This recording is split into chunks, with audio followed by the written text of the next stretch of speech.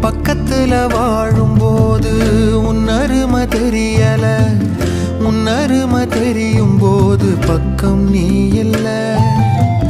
தன்னந்தனி படகு போல தத்தளிக்கும் வாழ்க்கை போல